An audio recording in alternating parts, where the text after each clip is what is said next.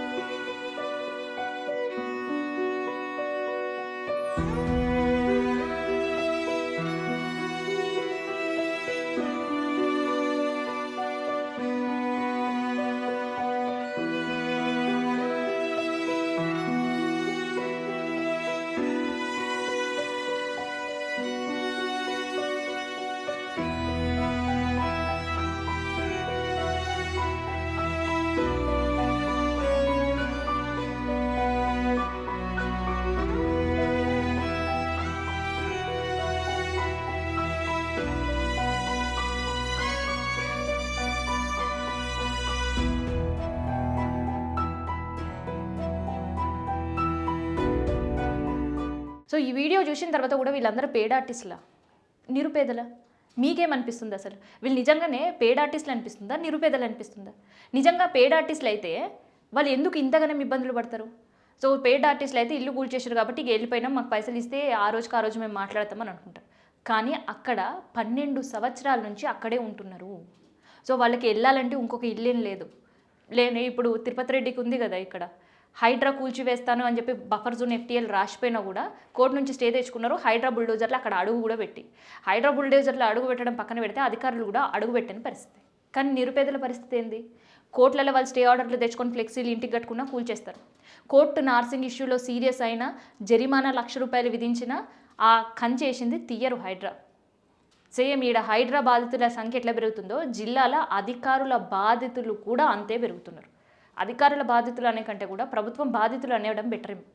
ఎక్కడైతే భూమి ప్రభుత్వానికి కావాలో, ఎక్కడైతే భూమి వాల్యూ ఎక్కువ ఉంటుందో అక్కడన్నీ కూడా ఇల్లు తొలగించే కార్యక్రమాలే. దానికి ఖమ్మం ఒక పెద్ద ఎగ్జాంపుల్. సో దానిపైన మళ్ళీ పొంగులేటి మాట్లాడడం. అండ్ ఎవరైతే నిరుపేదలు ఉంటారో వాళ్ళకి మేము డబుల్ బెడ్రూమ్లు ఇస్తాం, అండ్ దాంతోపాటు ఇంద్రం ఇల్లు కట్టిస్తాం, ఉన్న ఇల్లు కూల్చేసి డబుల్ బెడ్రూమ్ ఇస్తామంటే వాళ్ళు ఏడికి పోతారు అప్పటి వరకు? మీరు డబుల్ బెడ్రూమ్ ఆ ఖమ్మంలో కట్టేది ఎప్పుడు, వీళ్ళకి ఇచ్చేది ఎప్పుడు? అప్పటి వరకు ప్రభుత్వం ఉంటుందా తెలియదు, పోతుందో తెలియదు. అంటే నేల మీద ఇల్లు కట్టుడు అంటే ఒక నెలలు అవుతుందా, కొన్ని 2 నెలలు అవుతుందా? అది కూడా లేదుగా. వాళ్ళకి ఎటువంటి భరోసా ఇల్లేదు.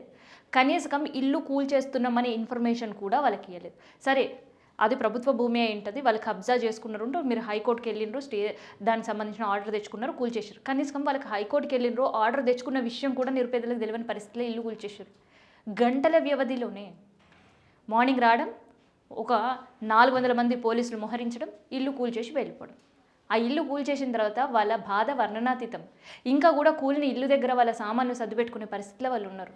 పునరావాస కేంద్రం అంబేద్కర్ అక్కడ ఉండే ఒక ఫంక్షన్ హాల్ ఏర్పాటు చేస్తే అక్కడ పోయి తలదాచుకుంటున్నారు నిరుపేదలు. చిన్నపిల్లలు చెట్ల కింద ఉయ్యాలలు ఊపుతున్నారు తల్లిలు చంటి బిడ్డల్ని. ఆకలి అయితే తిండి పెట్టలేకపోతే అక్కడ పిల్లలు అక్కడ ఆల్రెడీ విరిగిపోయి అన్నీ పడిపోతే అక్కడ ఏమైనా ఫుడ్ దొరుకుతుందా, ఏమైనా చిరుదిండి దొరుకుతుందా అని పల్లీలు ఏరుకొని తింటున్నారు. వీళ్ళని చూస్తే పేడ ఆర్టిస్టులు అని పొంగులేటిసారికి ఎందుకు అనిపించిందో తెలియదు కానీ, సో నిజంగా డబుల్ బెడ్రూమ్ మేము ఇస్తాం, ఆదుకుంటాం, 2023లో ప్రభుత్వమే ఇల్లు కూల్చేసింది. సరే, అప్పుడు బీఆర్ఎస్ ప్రభుత్వం పేదల ఇల్లు కూల్చేసింది. ఆ కూల్చినందుకే కదా ఏకంగా ప్రభుత్వాన్ని కూల్చేసినారు నిరుపేదలు.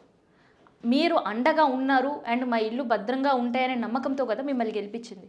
సో మీరేం చేస్తున్నారు? వాళ్ళు చేసిన దానికి ఇంకా డబ్బులు చేస్తున్నారు. గత ప్రభుత్వం కూలిస్తే మేమెందుకు కూల్చొద్దనే ఆలోచన వచ్చిందేమో. కూల్చి వీళ్ళు 3 సంవత్సరాలు అయింది కదా, ఇప్పుడు కూల్చుతలేమో అని హ్యాపీగా ఉంటున్నారేమో. కేవలం హైదరాబాద్లో ఉండే వాళ్ళు టెన్షన్ ఉందేమో, జిల్లాల్లో లేదేమో, వీళ్ళకు కూడా ఇట్లాంటి టెన్షన్ పెట్టాలి అని ఆలోచిస్తున్నారేమో. సో ఇప్పుడు జిల్లాలకు కూడా పాకింది కూల్చివేత కార్యక్రమం. సో ఇంత దుర్భరమైన పరిస్థితిలో వాళ్ళ కన్నీళ్ళు చూసుకుంటూ కూడా వాళ్ళని పెయిడ్ ఆర్టిస్టులు అనడం చాలా బాధాకరం. ఎందుకంటే వాళ్ళ దగ్గర పట్టా ఏదైతే ప్రభుత్వం జారీ చేసిందో ఆ పట్టాలు ఉన్నాయి, కరెంట్ బిల్లులు కడుతున్న స్లిప్పులు ఉన్నాయి, అండ్ గతంలో ప్రభుత్వం వాళ్ళకి ఏమైతే హామీ ఇచ్చిందో వాటికి సంబంధించి అన్నీ చూపిస్తున్నారు. ప్రతిపక్షాలు వెళ్ళి వాళ్ళని ఓదార్చుతుంటే, సో గతంలో బీఆర్ఎస్ ఇల్లు కూల్చినప్పుడు కూడా కాంగ్రెస్ వెళ్ళి ఓదార్చలేదా? మేము ఉంటామని ధైర్యం చెప్పలేదా? మేము మీకున్నామని అండగా ఉంటామని హామీలు ఇవ్వలేదా? సో అదే కార్యక్రమం బీఆర్ఎస్ చేస్తుంది. సో బీఆర్ఎస్ ఆ కార్యక్రమం చేస్తున్నందుకు పాపం బాధితులు ఇలా పేడ్ ఆర్టిస్టులు అయినారు. గతంలో కాంగ్రెస్ చేసినప్పుడు బీఆర్ఎస్ ఎన్నడూ వీడు పేడ్ ఆర్టిస్టులు అన్న పరిస్థితి లేదు. కానీ ఇవాళ కాంగ్రెస్ ఇల్లు కూలిస్తే బీఆర్ఎస్ వాళ్ళు వెళ్ళి ఓదార్స్తే పేడ్ ఆర్టిస్టులు అయ్యే పరిస్థితి కనిపిస్తుంది.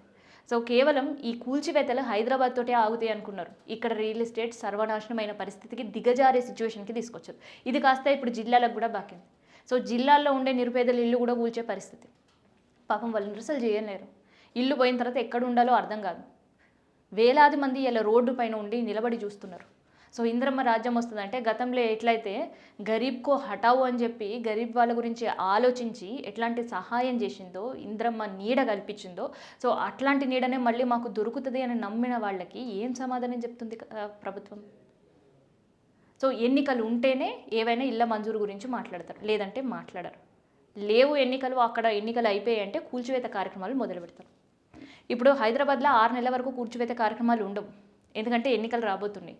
కూల్చివేత కార్యక్రమాలు కాకుండా ఉగాదిలోపు ఇంద్రమ్మ ఇళ్ళకి స్థలాలు ఉండి అప్లై చేసుకునే వాళ్ళకి మంజూరు చేస్తామని స్టేట్మెంట్లు, పేపర్ లీకులు, న్యూస్ లీకులు మాత్రమే కనిపిస్తాయి. ఇక అర్హులు 12 లక్షల మంది పెట్టుకున్నారు, వాళ్ళకి అంతంత మాత్రమే మేము ఎలక్షన్స్ ముందు ఇస్తాం, 12,000 మందిని మేము గుర్తించినాం, వాళ్ళకి డబుల్ బెడ్రూమ్ మంజూరు చేస్తాం అని ప్రకటిస్తారు. ఏడగట్టిరు కాంగ్రెస్ ప్రభుత్వం డబుల్ బెడ్రూమ్లు? ఒక్క ప్రాజెక్ట్ అయినా డబుల్ బెడ్రూమ్ స్టార్ట్ చేసారా హైదరాబాద్లో? లేదు. గత బీఆర్ఎస్ కట్టింది, ఇప్పుడు వీళ్ళు రిబ్బన్ కట్ చేసి ఇస్తారు. పోనీ అవైనా ఇచ్చిర్రా 2.5 సంవత్సరంలో? ఎంతవరకు ఇచ్చారు? ఎలక్షన్స్ లేవు కాబట్టి ఇల్లు. ఇప్పుడు ఎలక్షన్స్ ముందు కొంతమందికి ఇచ్చి మళ్ళీ ఆఫ్ చేసే పరిస్థితి. సో ఇట్లా ఇల్లు కూల్చివేసుడు, ఇస్తామని ప్రకటించుడు, లేదంటే ప్రతిపక్షాలు వెళ్ళి వాళ్ళకి అండగా ఉంటే అంటే వాళ్ళు పేడ్ ఆర్టిస్టులు అవ్వడు, ఇది చాలా దుర్భరమైన పరిస్థితి కనిపిస్తుంది తెలంగాణలో.